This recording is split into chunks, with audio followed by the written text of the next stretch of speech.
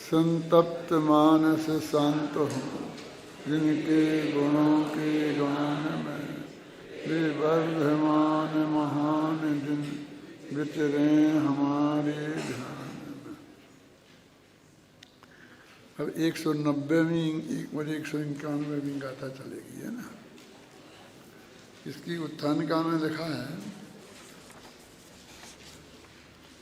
विगत गाथा में निश्चय और व्यवहार में अविरोध दिखाने के उपरांत अब इन गाथाओं में अशुद्ध नय से अशुद्धात्मा और शुद्ध नय से शुद्धात्मा की प्राप्ति होती है, यह बताते हैं। सीधा सीधा सच्चा न्याय है कि शुद्ध आत्म नय का विषय शुद्ध आत्मा है और अशुद्ध नय का विषय अशुद्ध आत्मा है।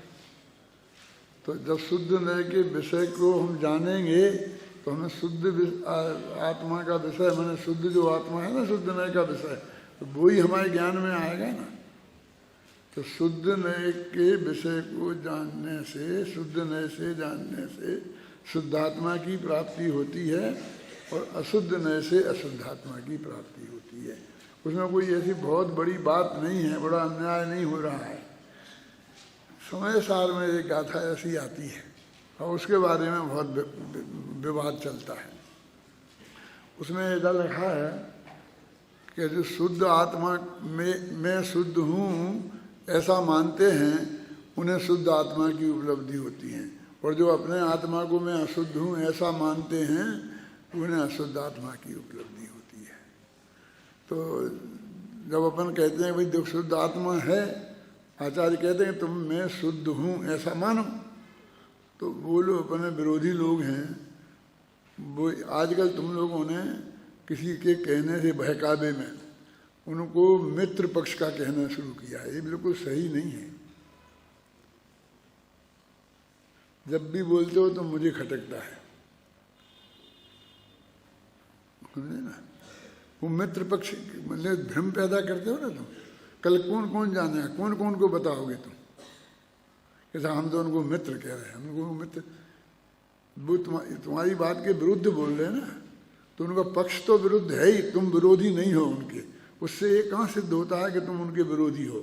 जो तुम्हें ये डर लगता है हम उनसे ये कहेंगे कि विरोधी पक्ष वाले, तो विरोधी पक्ष वाले इस तत्व में जो है ना, उसके विरोधी पक्ष वाले हैं, वे हमारे मित्र कैसे होंगे। फिर जो उसी पक्ष वाले होंगे फिर वे क्या होंगे, शत्रु होंगे। यदि मित्र शत्रु का भेद करना है उनमें, तो अभी तुम लोगों के मुँह से मुझे ये नहीं सुनना चाहिए। मैंने यहीं सुना था कल तुम्हारी स्टेज से बोलते हुए, इसलिए कह रहा हूँ। और मैं जानता हूँ ये कहाँ से निकला, किसने निकाला और क्यों, फिर इसकी नकल कैसे हो गई।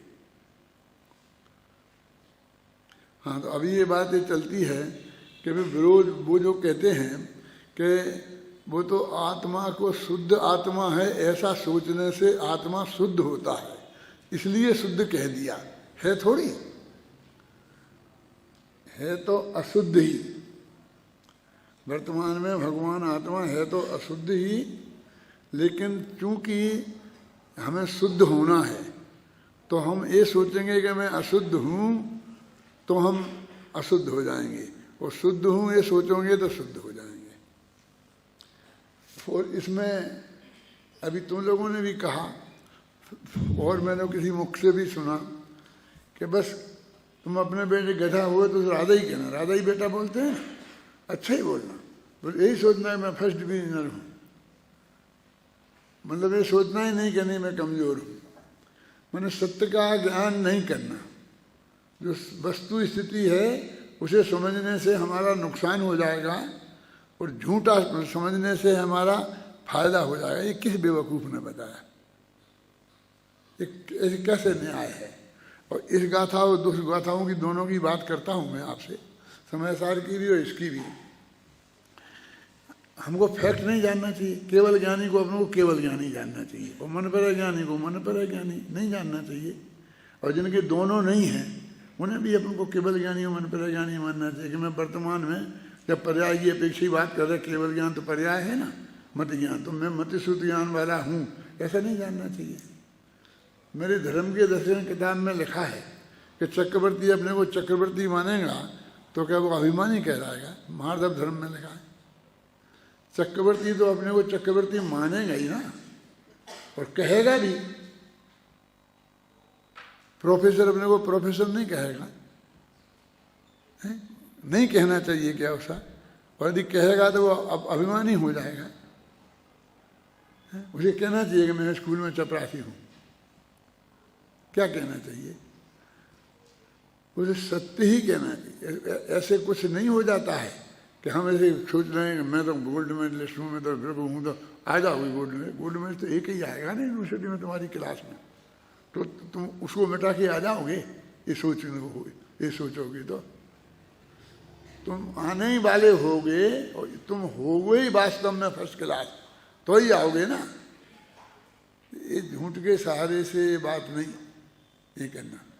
अपने को धनी मानोगे तो धनी हो जाओगे, गरीब मानोगे तो गरीब हो जाओगे। यही कोई कह रहा था, आज ही कल कह रहा था अभी कोई, और फिर वो जहाँ से निकली है मुझे वो भी मालूम है। ये धंधे वाले व्यापारी लोग हैं ना, ये बातें करते हैं, अपने जैन धर्म में नहीं है।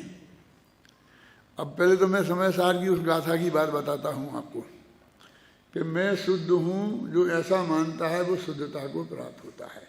तो वो कहते हैं कि भाई शुद्ध है नहीं, लेकिन ऐसा मानने से शुद्धता प्रकट होती है, इसलिए तुम ऐसा मानो, माने झूठ मानो, और झूठ मानने से शुद्धता प्राप्त होगी, ऐसा कहना चाहते हो? मैं ये कहता हूँ हम शुद्ध हैं, उसको हम नहीं समझना चाहते हैं कि स्वभाव से हम वर्तमान में भी शुद्ध हैं। दो नए हैं, एक द्रव्यार्थिक एक पर्यायार्थिक।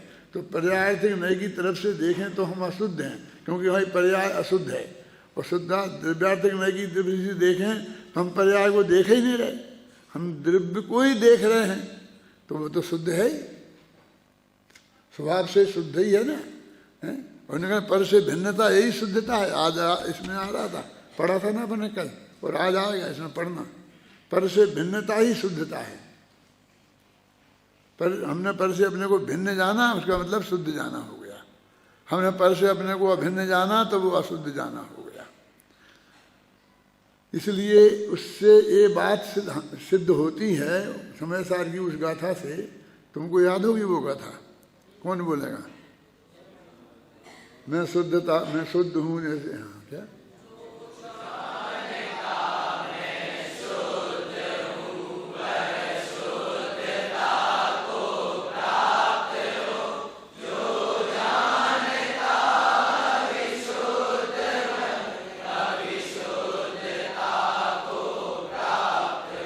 जो जानता मैं शुद्ध हूँ वो शुद्धता को प्राप्त हो। तो वो कहते हैं कि यदि शुद्ध हूँ ये बात सच्ची होती तो फिर उसे प्राप्त होने की क्या जरूरत थी विशुद्धता को?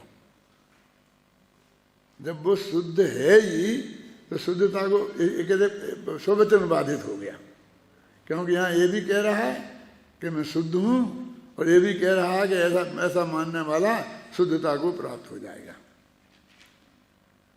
ये नहीं है, दो अपेक्षा, एक द्रव्य स्वभाव से मैं शुद्ध हूँ, और यदि मैं ऐसा द्रव्य स्वभाव पर अपनी दृष्टि ले जाऊंगा तो पर्याय में भी शुद्ध हो जाऊंगा, ऐसा अर्थ है उसका। अरे वो ऐसा मानते हैं कि वो तो अशुद्ध ही है, लेकिन ऐसा मानने से शुद्ध होते हैं, इसलिए लिख दिया है।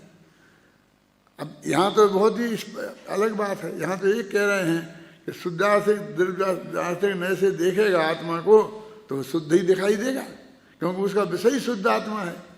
तो वहीं उसमें शुद्धि भी तो है पर्याय में। पर्याय तो उससे अभेद है ना, अपने कल बताई थी, राग को भी अभेद बताए, उसी की पर्याय है।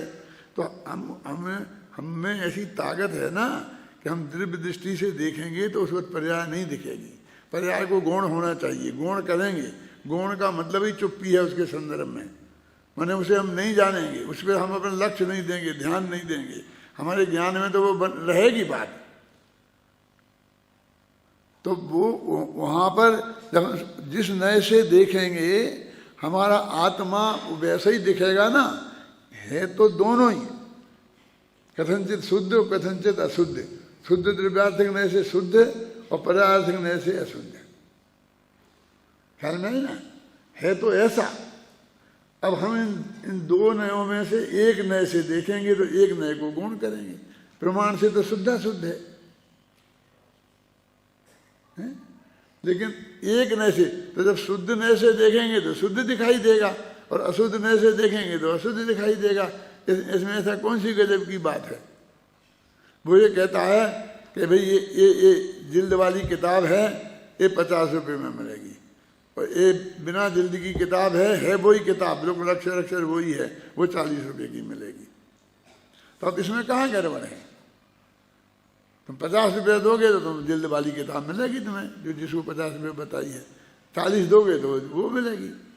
वो तो ऐसी बात है, जिस नए से देखोगे वस्तु में तो दोनों धर्म वहां पर बिल्कुल बराबर की हैसियत से विद्यमान है।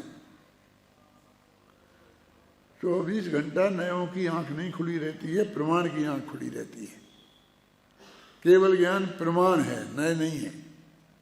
अवैध ज्ञान मनपर्य ज्ञान प्रमाण है, नए नहीं है। यहाँ तक कि मति ज्ञान भी प्रमाण है, नए नहीं है। नए तो अकेले शुद्ध ज्ञान में होते हैं। क्या जब हम केवल ज्ञान पे नए लगाते हैं ना, तो केवल ज्ञान को गे बनाते हैं और मति शुद्ध ज्ञान को ज्ञायक, शुद्ध ज्ञान की तरफ से गे केवल ज्ञान को देखते हैं। तो वो शुद्ध ज्ञान में लगे नए, वो केवल ज्ञान में नहीं लग गए कि केवली भगवान निश्चय नए से आत्मा पर को जानते हैं, निस्वा को जानते हैं और व्यवहार से पर को जानते हैं। तो ऐसा केवली पे नए नहीं लग गए जी, ये तो हमारे शुद्ध ज्ञान में लगे। और अभी वो लड़का अच्छी बात कह रहा था कि दो व्यक्ति नहीं हैं, दो नए नहीं हैं, वो एक ही है। लेकिन उसी का द्वादशांग को जानना ये व्यवहार नए का विषय है, और उसी का आत्मा को जानना वो निश्चय नए का विषय है। और वो शुद्ध केवली आत्मा को भी जानता है और द्वादशांग को भी जानता है, इसलिए वो शुद्ध केवली है। अब वहां पर एक कि निश्चय से शुद्ध केवली तो आत्मा को जानना है, और व्यवहार से शुद्ध केवली सब शुद्ध को जानना है। तो बलवान कौन होना चाहिए? बलवान तो कहेंगे अब निश्चय ही नहीं होता है, लेकिन यहाँ तो उल्टी बात है। क्या उल्टी बात है? कि कोई आत्मा को जानता चौथा गुणस्थान वाला सम्य दृष्टि है। आचार्य कुंद सम्य दृष्टि थे कि नहीं थे? वे आत्मा को जानते थे कि नहीं थे? वे शुद्ध केवली थे? नहीं थे। भद्रबाहु शुद्ध केवली थे। वहां व्यवहार शुद्ध केवली की मुख्यता है कहने में। द्वादशांग का पाठी होगा तो उसे शुद्ध केवली कहा जाएगा, अकेले आत्मा को जानने वाले को नहीं। अब ये कोई कहेगा मैंने द्वादशांग जान लिया पर आत्मा नहीं जाना, तो ऐसा तो हो ही नहीं सकता है। जो आत्मा जो द्वादशांग को जानता है वो पहले गारंटी से आत्मा को जानता है। और ऐसा हो सकता है कि आत्मा को जान ले और द्वादशांग को नहीं जाने। ऐसे तो बहुत हैं चौथे गुणस्थान वाले सभी जीव हैं, चौथे पांचवें वाले जो द्वादशांग के पाठी नहीं है मतलब, और वो आत्मा को जानते हैं। इसलिए वो दोनों शर्तें होना, शुद्ध केवली नाम रखने के लिए दोनों शर्तें आवश्यक हैं पूर्ति, कि वो निश्चय केवली भी होना चाहिए और व्यवहार शुद्ध केवली भी होना चाहिए। और उसको व्यवहार शुद्ध केवली की संज्ञा की वजह से उसे शुद्ध केवली कहा जाएगा। निश्चय शुद्ध के आत्मा को जानने की वजह से शुद्ध केवली नहीं कहा जाएगा। लेकिन जो वो शुद्ध केवली है ना, वो व्यवहार से जो शुद्ध ज्ञान को जानता है, वो जो आत्मा को जानता है उसका वह आत्मा को जानना उसका नाम निश्चय है। क्योंकि शास्त्र तो निश्चय और पराश्र तो व्यवहार है। तो पर के आश्रय माने पर के सहयोग की जरूरत नहीं है, बस पर आया ना, गे रूप में भी क्यों नहीं आया हो तो भी उसे आश्रय बोलते हैं, और उसको पराश्रय को बोलते हैं व्यवहार में। अभी यहाँ अपन ने पढ़ा था ना पीछे, क्या ना पढ़ा था? अब इन गाथाओं में अशुद्ध नय से अशुद्धात्मा और शुद्ध नय से शुद्धात्मा की प्राप्ति होती है माने जानना। तो शुद्ध नय का तुम प्रयोग करोगे तो शुद्ध आत्मा दिखाई देगा, और अशुद्ध नय का प्रयोग करोगे तो अशुद्ध आत्मा दिखाई देगा। है ना। ये बात है। पढ़ो गाथा पढ़ो।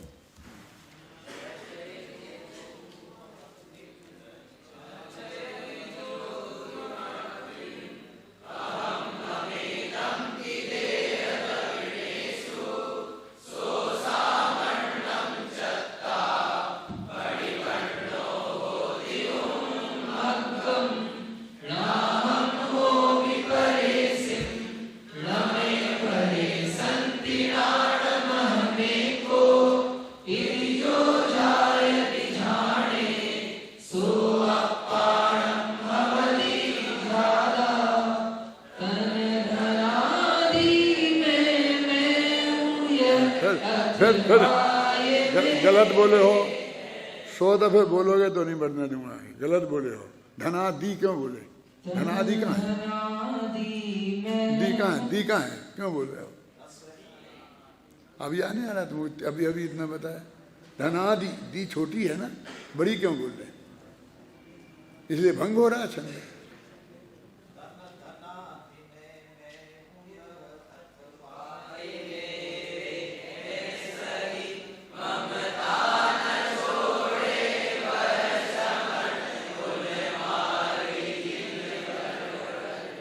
शांति जी, सबको एक साथ नहीं बुलवाओ, क्योंकि सब तो गलत बोलेंगे ही। यदि सही बुलवाना है तो एक से ही बुलवाओ, और सुधार भी उसका ही हो सकता है, बाकी का वे अपने में करेंगे।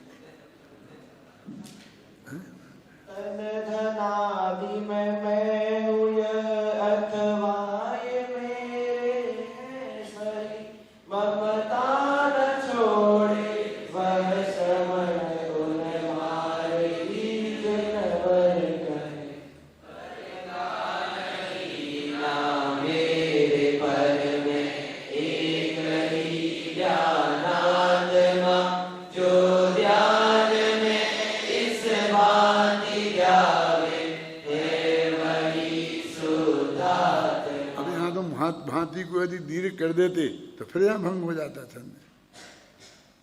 ये बिल्कुल ऐसा नहीं, वो बोलने में फिर तुम आगे खींचते हो, फिर सुधारने की तो कोशिश करते ही हो।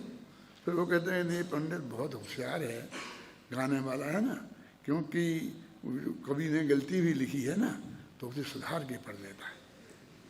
उसने तुक मिलाई दी ना अंत में, वो सही पढ़ने की कोशिश ही नहीं कर। सब प्रतिष्ठाचारी मेरे हो तो सबको फैल कर दो, सब गलत पढ़ते हैं। इसलिए मैं बैठता नहीं हूँ पूजन में, क्योंकि मुझे उधर अंदर में विकल्प चलता है। तो ज़्यादा बार बार करें, कह देने के बाद भी तो गुस्सा आता है ना, तो फिर मैं जाता ही नहीं। देखो अभी क्या रहे, जो देह धनादिक में मैं यह हूँ और यह मेरा है ऐसे ममत्व को नहीं छोड़ता, वह श्रावण को छोड़कर उन्मार्ग का आश्रय लेता है। और मैं पर का नहीं हूँ और पर मेरे नहीं हैं, मैं तो एक ज्ञान हूँ, ज्ञान स्वरूप हूँ। इस प्रकार जो ध्यान करता है वह ध्याता ध्यान काल में आत्मा होता है। देखो क्या कह रहे हैं, वही धनादि माने उपचरित असद्भुत व्यवहार में है, और शरीर माने है ना, धनादि में तन में, और तन माने शरीर, तो दोनों प्रकार का असद्भुत व्यवहार नहीं ले लेना। काय काय में से लेना, काय से आएगा दे बोलो, धन तन धनादि, तो तन में आ गया कौन, अनुपचरित असद्भुत व्यवहार नहीं, और धन में आ गया तो तन धनादि। आप समझे ना, ये लिखा है। अब इनमें उन्होंने असद्भुत व्यवहार नए में का जो कथन है, उसमें ये मैं हूँ और ये मेरे हैं, माने एकत्व बुद्धि और ममत्व बुद्धि, ये भाई दो चीजें हुई। तो इन दोनों को बोलते हैं ममता। तो ममता न छोड़े, जो इनमें से एकत्व बुद्धि और ममत्व बुद्धि को नहीं छोड़ता है, काय में, तन में और धनादि में, वो व्यक्ति चाहे श्रमण है तो भी वो उन्मार्गी है, ऐसा जिनेन्द्र भगवान कहते हैं। वो सन्मार्गी नहीं है।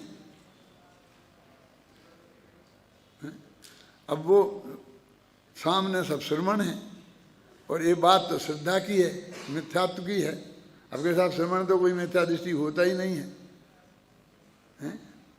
तो वे भी कोई पर्टिकुलर को थोड़ी कह रहे श्रवण दृष्टि बैठा है उसके लिए थोड़ी कह रहे हैं, लेकिन अज्ञान तो सब जगह होता है। कितने ना जितने सच्चे होते हैं उनसे कई गुने ज़्यादा मिथ्या दृष्टि भी होते हैं।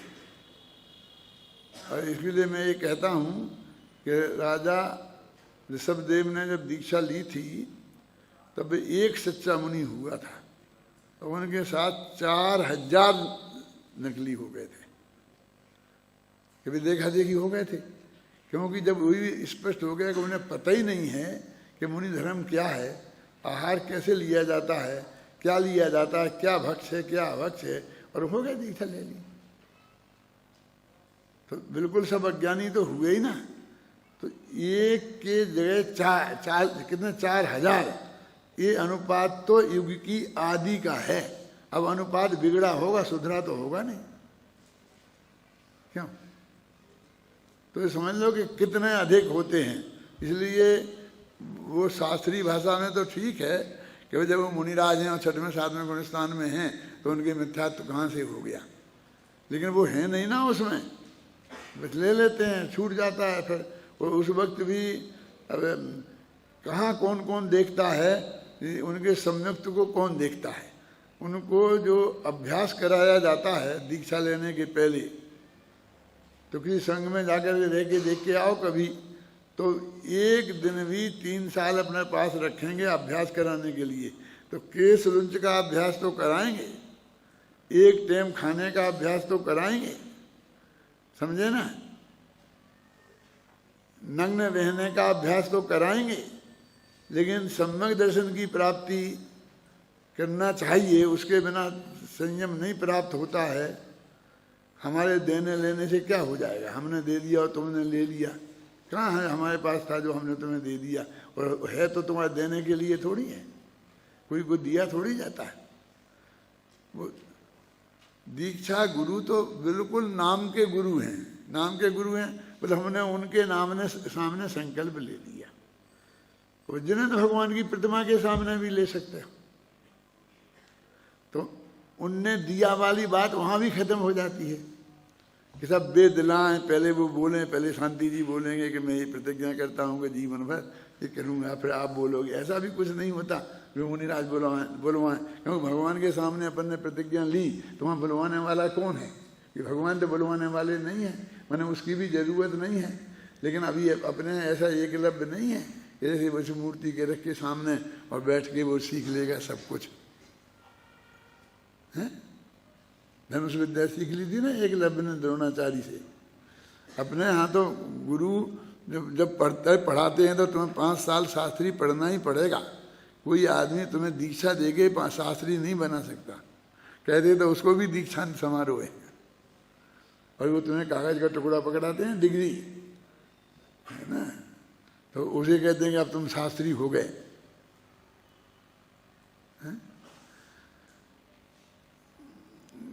मैं अध्यात्म सदी सकल में बम्बई से जाता हूँ, 35 साल से श्वेतांबर परिसर में वहाँ प्रवचन करता हूँ। तो एक बार उन लोगों को मन में आया, तो उन लोगों ने मुझे महामहोपाध्याय की डिग्री देने का नक्की किया। मुझे पूछा नहीं ना, मुझसे बताया। जब उपकुलपति को बुला लिया और नेताओं को बुला लिया, और बाद में जब उनने वहाँ दी तभी मुझे मालूम पड़ा कि मुझे आज महामहोपाध्याय की डिग्री दे रहे हैं। फिर जो वो देने वाले थे ना, तो बड़े जोम में कि हमने आज डॉक्टर भारेल को महाउपाध्याय बना दिया है। मैंने हमने वो हाथ ऊपर रखा, जैसे कहते हैं ना आहार दान में श्रावक का हाथ ऊपर रहता है, महाराज का नीचे। बाद में मुझसे कहा कि आप बोलो 1 मिनट बोलो 2 मिनट, क्या बोलना, क्योंकि मैं तुमको अपनी प्रशंसा करानी है, इसलिए मुझसे बुलवाना चाहते हो। क्या बोलूँ मैं? नहीं बोलिए, ऐसा बोलिए।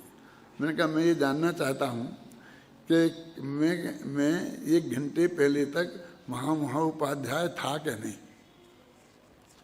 मैंने जिस ज्ञान की वजह से तुमने मुझे महाउपाध्याय की डिग्री दी है, वो ज्ञान मुझे अभी हो गया है।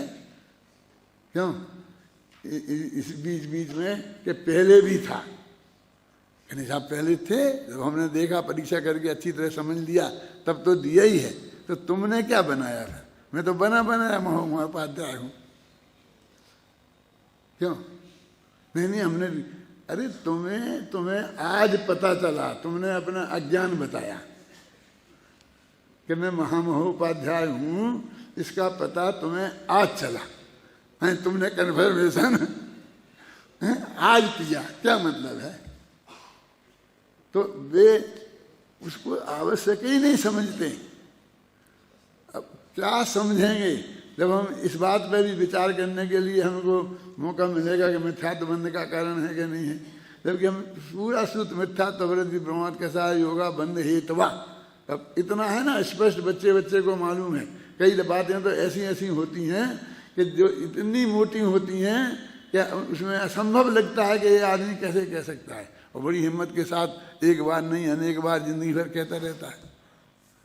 जैसे अपने यहाँ कुछ पंडित है ना, प्रभु आत्मा जानता ही नहीं है?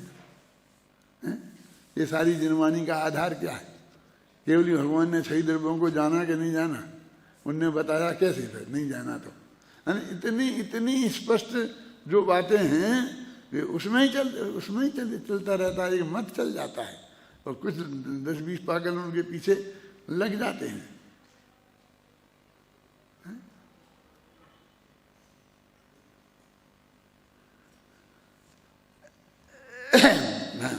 तो इसलिए ये कहते हैं कि वो तो श्रवण, उनके सामने सब श्रोता श्रवण थे। अभी अपन लोग यात्रा पे गए थे तो वहाँ बताया कि जो 12,000 साधु भद्रबाहु के साथ में दक्षिण भारत में आए थे, और श्रवण बेलगोला में जो भद्रबाहु की गुफा बनी हुई है ना सामने वाली पहाड़ी पे, तो अभी जो बताते थे तमिलनाडु वाले कि उस जमाने में कर्नाटक में बहुत कम जैनी थे, और तमिलनाडु में पूरा 90% जैनी थे। अजैनों की अपेक्षा जैनी ज़्यादा थे, परसेंटेज छोड़ भी दो तो बहुमत जैनियों का था, इतने जैनी थे तमिलनाडु में, और आज नहीं है, सब धीरे धीरे कन्वर्ट हो गए।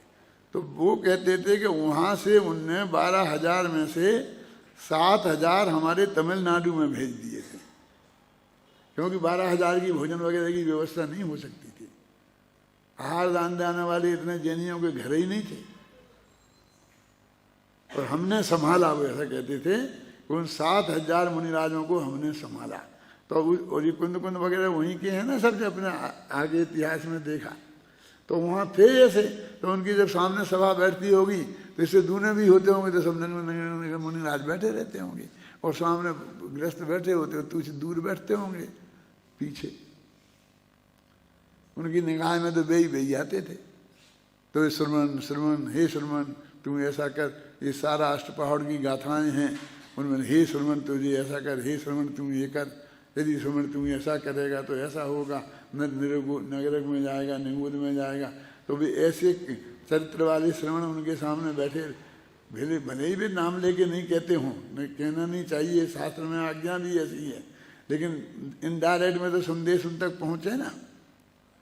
मेरे कहने का मतलब ये है कि जिसको हम बहुत स्थूल बात समझते हैं, प्रवचन सार में उसी बात पर ये बात कही जा रही है। देखो अब टीका पढ़ते हैं। शुद्ध द्रव्य निरूपणात्मक निश्चय नय, अब उनने निश्चय नय का परिभाषा बता दी यहाँ कि शुद्ध द्रव्य का निरूपण करे जो, उसका नाम है निश्चय नय। शुद्ध निश्चय नय से निरपेक्ष रहकर और अशुद्ध द्रव्य का निरूपण करने वाले व्यवहार नय में मोहित होकर जो जीव यह मैं यह हूँ और यह मेरा है, इस प्रकार आत्मीयता से देह और धनाधिक परिद्रव्यों में ममत्व नहीं छोड़ता। देखो आगे देह और धनाधिक माने असद्भूत व्यवहार नए वाले विषय को ही लिया है, वो सद्भूत वाले को लिए ही नहीं यहाँ, कि शरीर में और पैसे आदि में ये मैं हूँ और ये मेरा हूँ ऐसा नहीं। और कैसा है वो अशुद्ध द्रव्य का निरूपणार्थ करने वाला जो निश्चय नय है उसका कथन है, और उसको व्यवहार नय कहते। अब निश्चय नय भी कहते जा रहे और वे सब व्यवहार नय भी कहते जा रहे। खेमचंद भाई एक बहुत विद्वान थे, वे जाते थे प्रवचन करने के लिए, तो ये सिद्ध करते थे शांति जी कि ये 8 प्रकार के जो नए हैं ना, तो वो इनको कर्म से कि स्त्री पुत्र को अपना कहने वाला यदि व्यवहार नय है तो शरीर को अपना कहने वाला निश्चय है, क्योंकि वो वास्तव में अपना है ना, क्योंकि जन्म से लेके मरण तक अपने साथ रहते, ऐसा बोलते थे। फिर कहते थे कि इसने उसे व्यवहार बना निषेध कर दिया उस व्यवहार का, तो ये खुद व्यवहार हो गया। तो राग को कहने वाला वो निश्चय नहीं था, तो उसे व्यवहार बना दिया। फिर जो राग को अपना कहा तो पहले व्यवहार कहा था, अब उसका निषेध किया सम्मदर्शन को अपना कहने वाले, तो उसने उसका निषेध कर दिया। ऐसा वो 7 बार निषेध करते थे। केवल ज्ञान को अपने कहने वाला जो निश्चय नहीं है वो भी व्यवहार पने को प्राप्त हो जाता है, क्योंकि वो निषेध निषेधक संबंध है। तो वो ऊपर का जो परम शुद्ध निश्चय नहीं है उसके माध्यम से निषेध किया जाता था, तो वो व्यवहार बना करके ही उसे निषेध करते थे। निषेध करने का तरह डायरेक्ट निषेध नहीं करते थे, पहले व्यवहार पने को प्राप्त हो गया और फिर वो निषिद्ध हो गया।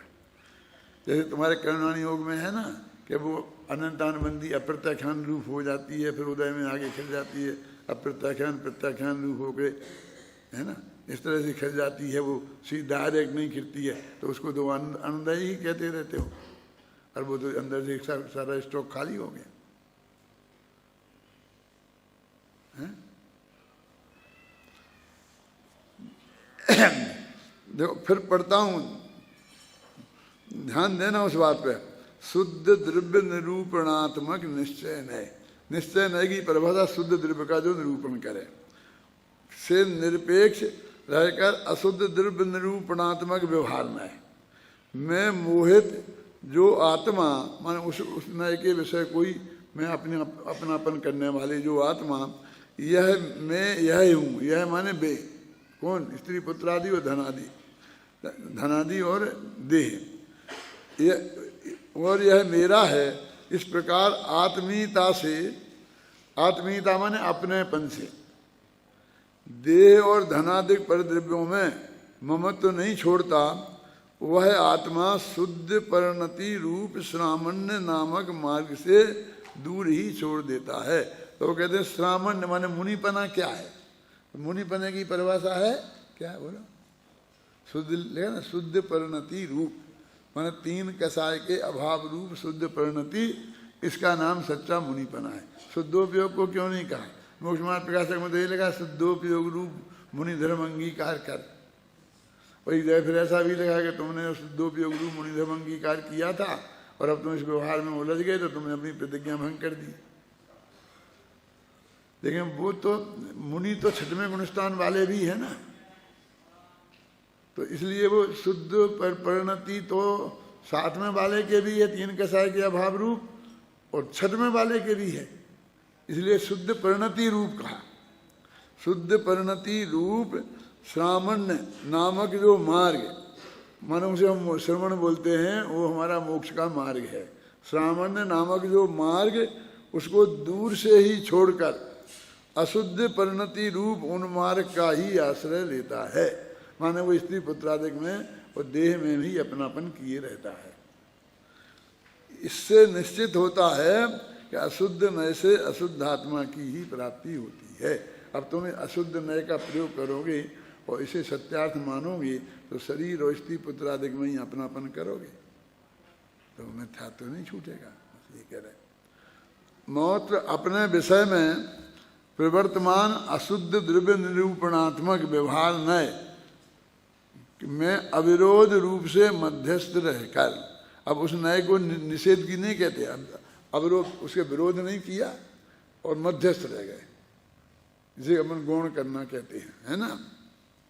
शुद्ध द्रव्य निरूपणात्मक निश्चय नय के द्वारा मोह दूर किया है जिसने, माने अशुद्धता को निरूपण करने वाला जो व्यवहार नय है उसको गौण किया है, उसको निषेध नहीं किया है, और इस शुद्ध द्रव्य के निरूपण वाले को मुख्य करके ऐसा वह आत्मा मैं पर का नहीं हूँ पर मेरे नहीं है, इस प्रकार स्वपर के परस्पर स्वस्वामी संबंध को छोड़कर फिर मैं एक शुद्ध ज्ञान ही हूँ, तो शुद्ध द्रव्य का निरूपण करने वाला शुद्ध न है ना उसकी अपेक्षा। इस प्रकार अनात्मा को छोड़कर, वो थे अनात्मा, और छोड़कर आत्मा को ही आत्म रूप से ग्रहण करते हैं। आत्म रूप माने अपनेपन से ग्रहण करते करके परद्रव्य से भिन्नत्व का कारण एक आत्मा में ही चिंतन करके चिंतन को रोकता है। वह एकाग्र चिंता निरोधक नामक स्वरूप है ना ध्यान की परिभाषा। एकाग्र चिंता निरोधो ध्यान मंत्र मूर्ता है ना वो परिभाषा, वो भाषा डाली है। आत्मा उस एकाग्र चिंता निरोध के समय वास्तव में शुद्धात्मा होता है। पर जिसको जानता है, जिस रूप अपने को जानता है, वो उस रूप परिणमित हो जाता है। इससे निश्चित होता है शुद्ध नय से ही शुद्धात्मा की प्राप्ति होती है। हो गया। उक्त संपूर्ण कथन का सार यह है कि जो व्यक्ति रुपया पैसा धन धान्य मकान देश नगर गांव आदि में एकत्व बुद्धि ममत्व बुद्धि कर्तृत्व बुद्धि और भोक्तृत्व बुद्धि नहीं छोड़ता है, वह श्रामण्य को छोड़कर उन्मार्ग का आश्रय लेता हुआ उन्मार्गी हो जाता है। और जो व्यक्ति स्त्री पुत्रादि धन धान रुपया पैसा आदि पर पदार्थों में ये मेरे नहीं हैं, मैं इनका नहीं हूँ, ये मेरे स्वामी नहीं हैं, मैं इनका स्वामी नहीं हूँ, मैं इनका कर्ता भोक्ता नहीं हूँ, ये मेरे कर्ता भोक्ता नहीं हैं, इस प्रकार पर मैं एकत्व मत्व कर्तृत्व भोक्तृत्व बुद्धि छोड़कर मैं तो एक शुद्ध ज्ञानमय ही हूँ, इस प्रकार अपने में अपनापन स्थापित करते हैं। वे उपयोग को पर से हटाकर अपने में जोड़ते हैं और सन्मार्गी हो जाते हैं, यानी शुद्धात्मा हो जाते हैं। देखो, इसे रटने की जरूरत नहीं है। एक दफे शांति से पढ़ लो और फिर हम कहें किताब बंद करो और कॉपी पे लिख के हमें बताओ। किताब में अकलंक नहीं है, अकलंक नहीं है, तो हम कह रहे हैं, इसलिए कह रहे हैं कि तुम्हें बार बार पढ़ने की जरूरत नहीं है, एक दफे पढ़ने में आएगा नहीं। लेकिन तुमको ये बात समझ में आना चाहिए, तो तुम भाषा खुद बना सकते हो। समझ में आई ना? क्या अच्छे समझ में आई ना? बना सकते हो या नहीं बना सकते हो? कोई बड़ी बात नहीं है, बहुत सरल है। क्योंकि यही बता रहे एकत्व ममत्व बुद्धि उस नए के विषय में छोड़ना है और इस नए के विषय में लाना है। इतनी सी बात कह दी, तो बस वो नए का नाम है, हम नए के नाम जानते हैं और किन को स्त्री पुत्रादि की बात है, शरीर आदि की बात है, इनकी बात है, उन्हें उसे छोड़ के अपने आत्मा में जोड़ता है, हो गया। वो शुद्धात्मा की प्राप्ति हो जाती है। वे कहते वहाँ जो ज्ञान का गेय शुद्धात्मा बन गया, एक तो प्राप्ति का वो अर्थ, उसमें अपनापन आ गया, दूसरा प्राप्ति का ये अर्थ, अब उसी में जम गया, तीसरा प्राप्ति का ये अर्थ, और जमा रहेगा तो अनंत काल तक जमा ही रहेगा, तो चौथा प्राप्ति का ये अर्थ। प्राप्ति का क्या मतलब? जहाँ जैसे जो अपेक्षा हो वो लगा लेना। अब विशेष ध्यान देने योग्य बात यह है कि यहाँ भी विगत गाथा के अनुसार राग देश परिणामों को स्वा की मर्यादा में शामिल करके उनका स्वामी कर्ता भोक्ता पने को शुद्ध द्रव्य का निरूपण करने वाला निश्चय ने कहा है। मैंने वो जो अपन ने 179वीं गाथा में किया था ना, वो कहते इसमें भी यही कह रहे हैं। 190वीं गाथा में भी, 191वीं गाथा में भी यही कह रहे, इनडायरेक्ट नहीं, डायरेक्ट नहीं कहा हो, लेकिन उसका अर्थ यही है। क्योंकि दो ही ले रहे हैं ना, तनादि और देह, और दूसरे बाकी सबको दूसरे पक्ष में ले रहे। वो आत्मा, तो आत्मा की परिणति है, तो आत्मा की परिणति भी आती। अब वो टोडरमल जी के वो शब्द निकाल लो, जिस द्रव्य की परिणति हो उसी को उसी की कहना, वो निश्चय है। कितनी क्लियर लिखा। और रागदेश आत्मा की परिणति है ना, तो वहां वो ऐसा निश्चय नहीं है।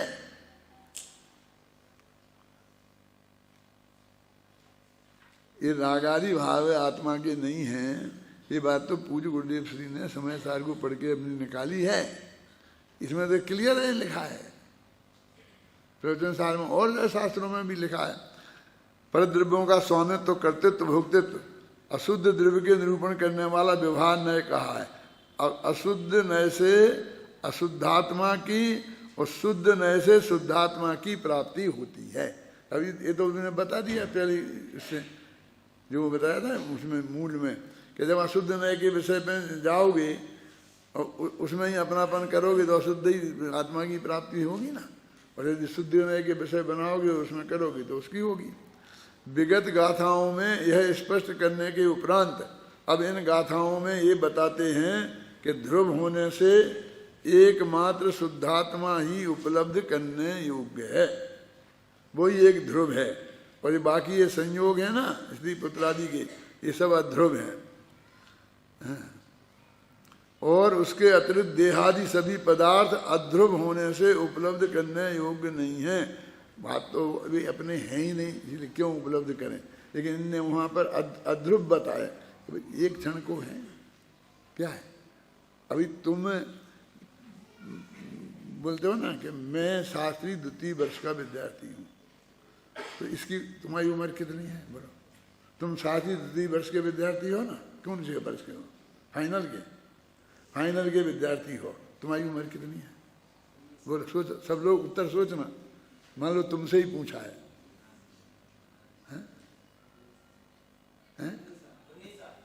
19 साल, और किसी को संशोधन करना है?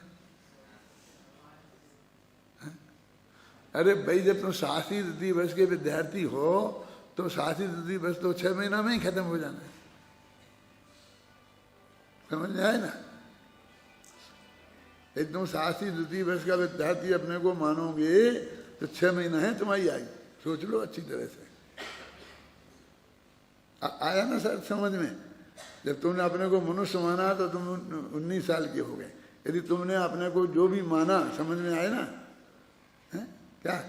उसी के हिसाब से तुम्हारी काल गिना जाएगा ना। तो पर्याय तो एक समय की है, तो ये पर्याय बुद्धि होते ही हम एक समय के रह जाते। बोलो तुम्हें अनादि अनंत बनना है कि एक समय का बनना? अब की बार परमात्मा ने जैन पथ में लेख लिखा है, तो मेरे पास अभी उसको प्रिंट ऑर्डर के लिए आया था, तो मैं अभी पढ़ के आया हूँ। तो उसमें उसने इसी मुद्दे को पूरा उठाया है कि तुम परमात्मा प्रकाश भारे ले के आत्मा है, मतलब इस मुद्दे को ही उठाया है पूरा। तुम लोग पढ़ना, वो छप जाएगा 2-4 दिन में, आ जाएगा सामने, हैं? मतलब मुद्दे की बात है कि तुम जिसमें अपनापन करोगे जिस पर्याय में, तो उस पर्याय का जितना काल होगा तुम्हारा उतना ही काल तो कहलाया ना। देहादि सभी पदार्थ अध्रुव होने से उपलब्ध करने योग्य नहीं है। गाथाओं का पद्यानुवाद इस प्रकार पढ़ो।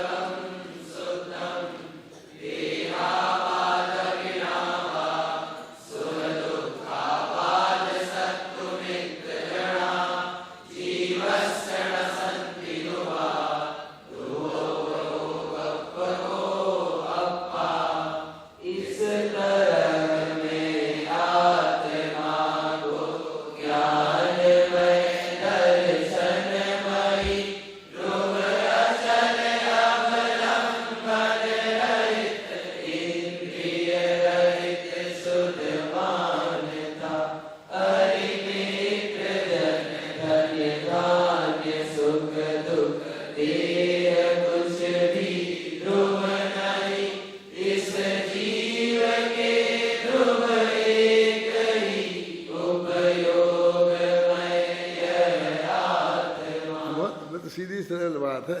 पर एक बात अभी ध्यान रखो कि यहाँ पर स्त्री पुत्र मकान आदि इन सबको अध्रुव कह रहे हैं, और जितने विशेषण लगाए हैं ना आत्मा की, उतने उसके विरुद्ध सब इन पर्यायवाद की अवस्थाओं को लगाए हैं, स्त्री पुत्र आदि और मकान जायदाद और देह को, और उसके विरुद्ध शुद्ध आत्मा बोला है। अब वो शुद्ध आत्मा में कौन सा आत्मा लेना है, हम उसकी मतलब बात करेंगे ना, तो वो उसमें तो राग आदि को भी उसमें लिया है, क्योंकि वे शुद्ध नहीं के वही प्रकरण चल रहा है। अब हम क्या करते, वो स्पष्ट लिखना वहाँ भूल जाते हैं, तो हम शुद्ध का मतलब फिर वो अकेला परम शुद्ध निश्चय का विषय मान लेते हैं। जब सारे नयों को, सारे जगत को 2 हिस्सों में बांटना है, तो उसमें से कोई चीज को आप छोड़ कैसे सकते हो? है ना। वो शुद्ध द्रव्य का निरूपणात्मक शुद्ध द्रव्य और अशुद्ध द्रव्य का निरूपणात्मक वो निश्चय न है, वही व्यवहार न है। ऐसा है। तो अब उसकी अपेक्षा से वो क्या कहते हैं कि नहीं वो भी क्षण अध्रुव तो वो भी है ना, पर्याय मात्र अध्रुव है। तो जब वहाँ जो भेद विज्ञान कराया है तो पर से और पर्याय से ये लिए हैं। ये भगवान आत्मा पर और पर्याय से भिन्न है, फिर भेद से भी भिन्न है। अपन पर्याय बोलते हैं, पर और पर्याय।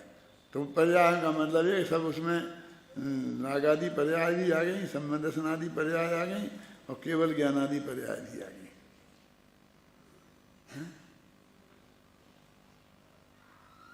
ऐसे नहीं सब पर से भिन्न और पर्याय से भिन्न। तो पर द्रव्य से भिन्न और पर द्रव्य की पर्याय से भिन्न। अरे पर द्रव्य की पर्याय तो पर में ही आ गई। जब हम पर्याय से भिन्न कहते हैं तो अपनी अपनी पर्याय से कहते हैं। और यदि हमें विकारी से कहना होता तो विकारी पर्याय कहते। जब हमने विकारी नहीं कहा और अकेला पर्याय कहा तो पर्याय में तो जो भी आएगा वो सब आ जाएगा। देखो उक्त गाथाओं का भाव तत्ववृत्ति का टीका में आचार्य अमृतचंद इस प्रकार स्पष्ट करते हैं। शुद्धात्मा सत और अहेतुक होने से अनादि अनंत और स्वतः सिद्ध है। इसलिए इस आत्मा के लिए शुद्धात्मा ही ध्रुव है, अन्य कुछ भी ध्रुव नहीं है। देखो सत और अहेतुक होने से, ये गुरुदेव से बहुत वचन देते थे कि एक चीज हो माने उसका अस्तित्व हो, कब से, अनादि से, और फिर वो क्यों है, उसे हेतु की जरूरत नहीं हो, पर वो ही वास्तव में वस्तु है। क्योंकि जो हेतु होगा तो जब हेतु मिलेगा तब होगी, अनादि नहीं हो सकती। जो अहेतुक वस्तु है वही अनादि हो सकती है। कि मैं जीव हूँ, कि क्यों हूँ, ये क्यों का प्रश्न नहीं उठता जीव में। जीव में जीव हूँ, तुम जीव हो, ये पुद्गल है, ये रूमाल पुद्गल है, ये रूप पुद्गल है। बस यानी इसमें कोई हेतु की जरूरत नहीं है। ये रूमाल को रूमाल होने के लिए ये बताने की जरूरत नहीं है कि मैं रूमाल क्यों हूँ। अभी सभी है, जैसे कि भले ही हम राजनीतिक लोग चाहे जैसे हल्ला गुल्ला करें, हम जातिवाद के विरुद्ध हैं, ये हैं वो हैं सब कहें, ये कहें। यदि सबके विरुद्ध हो तो फिर अदालत में ये क्यों पूछे तुम्हारा नाम क्या है, तुम्हारे बाप का नाम क्या है, तुम्हारी जाति क्या है, तुम किस धर्म को मानते हो, काय को पूछते हैं। ये तुमने खाने काय को बना रखे हैं, क्यों? हमने देखा हम जैन हैं तो तुमने हमें जैन कह दिया तो गाली हो गया। तुम जानना चाहते हो ना, माने वो हो ना। अच्छा क्यों साहब, तो तुम शूद्र क्यों हो? तो क्या बोलते हैं, शूद्र के घर में पैदा हो गए, हमें बुद्धिपूर्वक तो शूद्र बने नहीं है, हमको शूद्र बन का शौक तो था नहीं। क्या अपन सभी ऐसे ही है ना। गुजरात में पैदा हो गए तो गुजराती हो गए, बंगाल में पैदा हो जाते तो बंगाली हो जाते। हमने ऑब्जेक्शन नहीं किया कि हम यहाँ क्यों पैदा हो गए, बस चुपचाप हमने स्वीकार कर लिया जहाँ पैदा हो गए वहीं के हम हैं।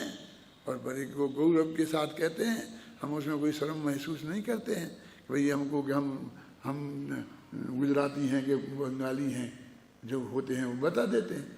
जब हमको ये डर लगता है कि हम कोई गुजराती होंगे तो कुछ हमको व्यवहार अलग किया जाएगा, और यदि गुजराती नहीं होंगे तो व्यवहार अच्छा नहीं होगा, तब फिर ये झगड़ा खड़ा होता है।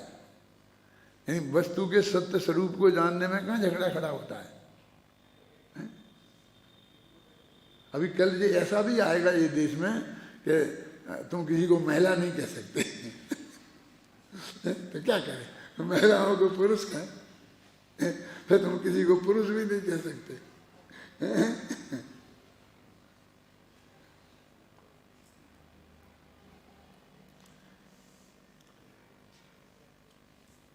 देखो कहाँ पढ़ रहे थे अपन, अभी तुम पढ़ो कोई, अभी मैं 5 मिनट और पढ़ना चाहता हूँ लेकिन मैं नहीं पढ़ा। बोलो, पढ़ो शांति से, जितना निपट जाएगा उतना अच्छा। और स्वधर्म से अभिभाव ही आत्मा का एकत्व है, और इस एकत्व के कारण कहाँ से पढ़ रहे हो? शुद्धात्मा सत और अहेतुक होने से अनादि अनंत और स्वतः सिद्ध है।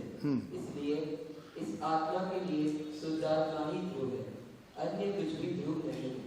पर प्रभु से विभाग और स्वधर्म से अविभाग ही आत्मा का एकत्व है, और इस एकत्व के कारण देखो, परद्रव्यों से विभाग और स्वद्रव्य से अविभाग ही आत्मा का एकत्व है। मैंने क्या, पर से भिन्नता और स्व से अभिन्नता, इसका नाम है एकत्व, इसका नाम एकता है। टोटल जी ने मोक्ष मात्र का तक में लिखी है, परद्रव्य से भिन्नता और अभिन्नता, इतना ही अर्थ है। और ऐसा भी लिखा, परद्रव्य से भिन्नता और अपने में एकत्व, मैंने परद्रव्य से एकता कहना ये अशुद्धता है। ये शुद्धता भी है, एकत्व भी है, और शुद्धता भी लिखा इसको, उसमें शुद्धता भी है, एकत्व। और इस एकत्व के कारण ही आत्मा शुद्ध है, लिखा ना। परद्रव्य से भिन्नता और अपना द्रव्य से अभिन्न, और इसका नाम एकता, इसका नाम शुद्धता। अभी इसमें कहाँ कोई कर्म मरम, कहाँ राग देश, कहाँ कुछ आ रहा है, नहीं आ रहा। अभी ऐसा क्यों कह रहे हैं? क्योंकि यहाँ रागादि को अशुद्धि बता कर वहाँ हे बताने की बात नहीं। यहाँ तो सिर्फ अकेला परद्रव्य से तुम्हें आप भिन्न सिद्ध करना है। परद्रव्य जो पुद्गल हैं, तो परद्रव्य से भिन्नता और अपने से अभिन्नता, इसी का नाम एकता और इसी का नाम शुद्धता। देखो,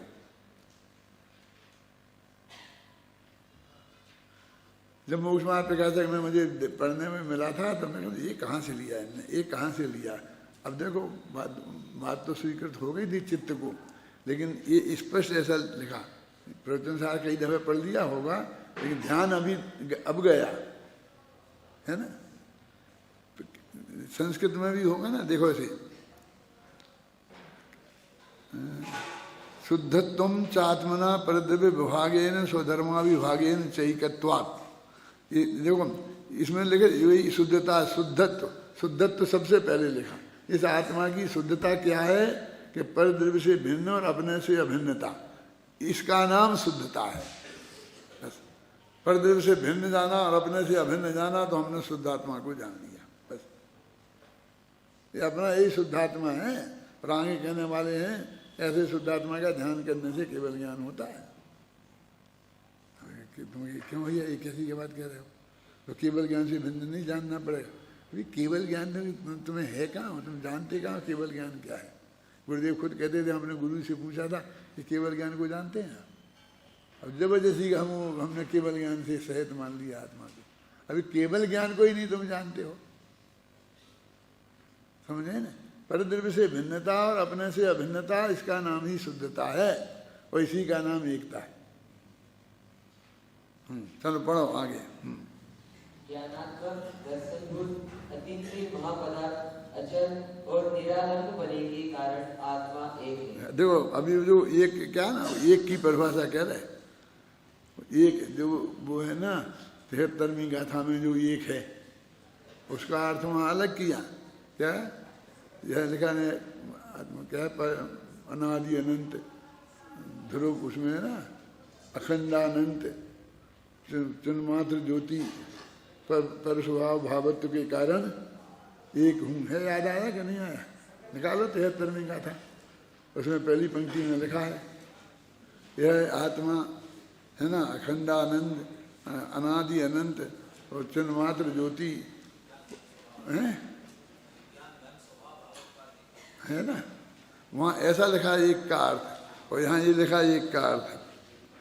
ज्ञानात्मक दर्शनभूत अतीन्द्रिय महापदार्थ अचल और निरालंब पड़ने के कारण एक है। स्वयं ज्ञानात्मक और दर्शनभूत आत्मा का ज्ञान दर्शन से रहित परद्रव्यों से भिन्नत्व और स्वधर्मों में अभिन्नत्व ही एकत्व है, और इसी का नाम शुद्धता है। प्रतिनियत स्पर्श रस गंध वर्ण रूप गुणों और शब्द रूप पर्यायों को ग्रहण करने वाली अनेक इंद्रियों और शब्द रूप पर्यायों को जानने वाले महापदार्थ रूप आत्मा का इंद्रियात्मक परद्रव्यों से भिन्नत्व और स्पर्श आदि को जानने वाली ज्ञान रूप स्वधर्म से अभिन्नत्व ही एकत्व है। तो एकत्व को कितना परिभाषित करता है, और इसमें उसी मर्यादा में चल रहे दीपक भाई, कौन सी कि वो परद्रव्य में वो स्त्री पुत्र मकान राजा शरीर, और स्वद्रव्य में अपना आत्मा, बीच में पर्याय वाला पॉइंट टच ही नहीं कर रहे कहीं, है ना। अभिन्नत्व के कारण एकत्व है। फिर और देखो, प्रतिक्षण नष्ट होने वाली गेय पर्यायों को ग्रहण करने और छोड़ने का अभाव होने से अचल ऐसे आत्मा को गेय पर्याय रूप परद्रव्य से विभाग अर्थात भिन्नत्व और तन्निमित्तक ज्ञान स्वरूप स्वधर्म के अविभाग अर्थात अभिन्नत्व होने से एकत्व है। अभी खत्म नहीं हुआ एकत्व। नित्य रूप से प्रवर्तमान गेय द्रव्यों के आलम्बन का अभाव होने से जो निरालंब है, ऐसे आत्मा का गेय रूप परद्रव्यों से भिन्नत्व और तन्निमित्तक ज्ञान स्वरूप स्वधर्म से अभिन्नत्व एकत्व है। ये 5 दार क्यों आया?